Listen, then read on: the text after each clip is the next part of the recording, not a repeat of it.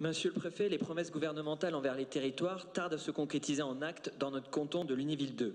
Par exemple, la téléphonie mobile, les communes de Domptaille, Franconville, Landécourt, Loromont-Zé, Manières, Réménoville, Safé, Saint-Boin, Saint-Marc, Saint-Rémy, Sranville et Valois se sont inscrites sur le portail France Mobile pour faire remonter leurs difficultés. Avec seulement 5 communes en 2021 pour tout le département, notre canton va-t-il être pris en compte? L'accès des services publics ne s'est pas amélioré. Il va même se détériorer avec l'éloignement du trésor public pour le Salais-Vermois, Ferrières par exemple se retrouvant demain 2 fois plus éloigné. Nous déplorons aussi la concentration des dispositifs de recueil qui pénalisent nos concitoyens, contraints pour certains à se déplacer à plus de 30 minutes et même pour d'autres à se rendre dans les Vosges pour demander une carte d'identité ou un passeport. Alors que le ministre de l'Intérieur a indiqué une commande de 100 DR supplémentaires, la Meurthe-et-Moselle en est exclue et c'est regrettable. Je vous remercie d'avoir appuyé ma demande de doter la commune de Bayon au sein de la CC 3e sans aucun DR. De nombreux maires ont dû porter ces dernières années des projets de vidéoprotection sans aucun soutien financier de l'État. Je pense par exemple à Rosières-aux-Salines ou Vircourt. De nouvelles caméras y sont préconisées. Les gendarmes en recommandent aussi à Manières, Mont-sur-Meurthe, Xarmaménil, Frimbois, Bayon. À la suite des propos du ministre de l'Intérieur indiquant qu'il allait soutenir financièrement les projets de vidéoprotection en milieu rural, pourriez-vous, monsieur le préfet, vous engager à apporter un soutien financier aux projets qui seront déposés par ces communes? Les maires sont très nombreux à demander à ce que l'État réponde vraiment à leurs besoins. Pour la plupart, essentiellement en matière de réfection de voiries communales, comme à Ferrières, La Matte ou Landécourt, et de bâtiments communaux. Pour certains, l'assainissement ou la couverture incendie, comme à Invaux. Monsieur le préfet, pourriez-vous prendre en compte ces besoins dans le futur règlement des dispositifs d'aide à l'investissement de l'État? Monsieur le préfet, nous espérons que vous pourrez, avec vos services, apporter des réponses à ces préoccupations concrètes du quotidien pour les habitants et les acteurs du canton 1,57. S'agissant des questions de monsieur le conseiller départemental Bazin et de madame Lassus sur à la fois ces sujets d'aménagement du territoire, alors je vais sans doute un peu long.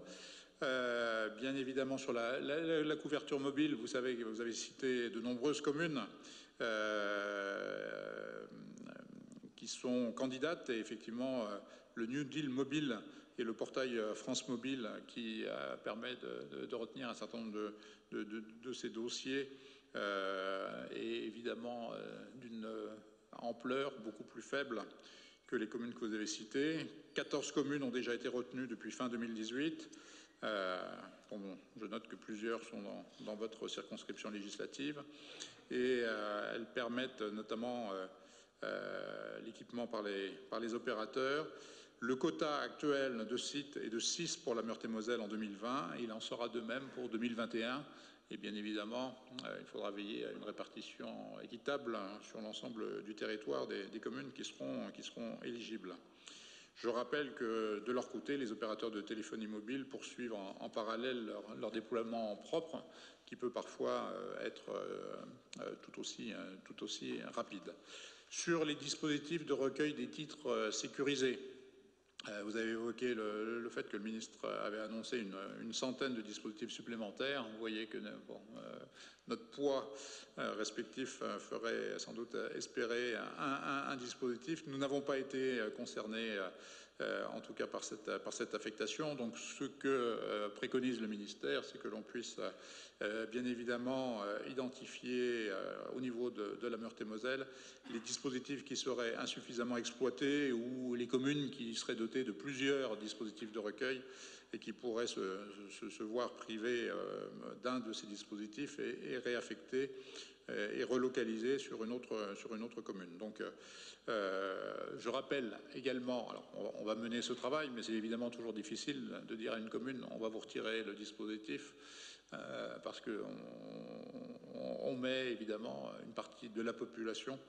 dans une difficulté. Donc il faut que moi je puisse regarder si actuellement la répartition est efficace, si elle est équitable et si les dispositifs sont utilisés de manière optimale.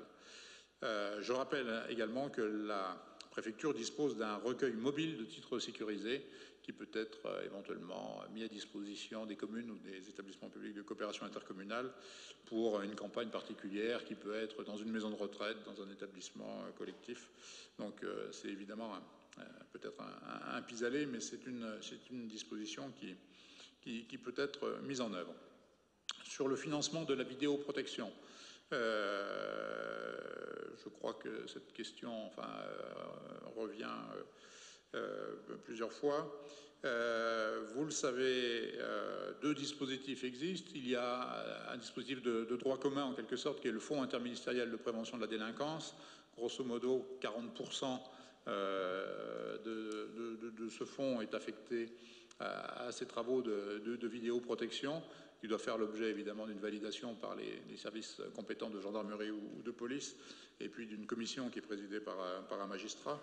Et puis les 60% restants étant destinés à financer des actions de prévention de la délinquance.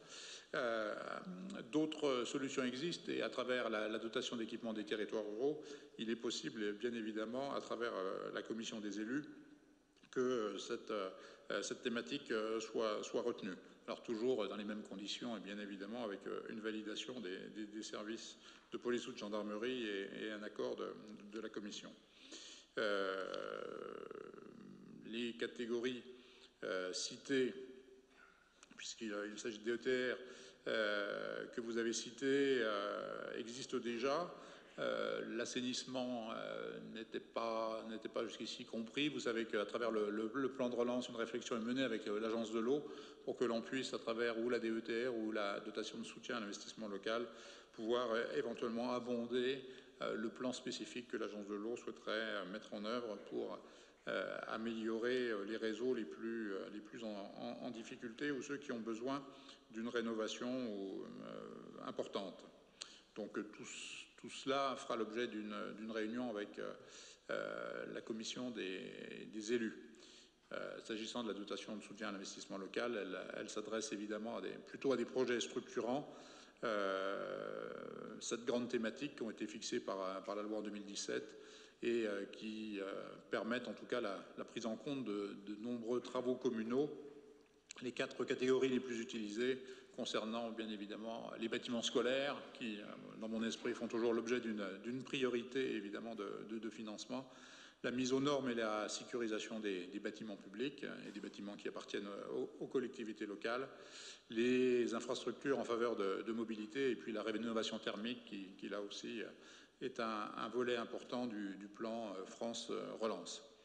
Je rappelle également que la dotation de soutien exceptionnelle pour 2020 et 2021 est, elle, très orientée sur la transition énergétique, la résilience sanitaire, ce qui nous permettra là aussi de financer un certain nombre de maisons de santé pluridisciplinaires, et puis également sans doute des réseaux d'eau et d'assainissement, et puis le patrimoine immobilier, là aussi des collectivités locales.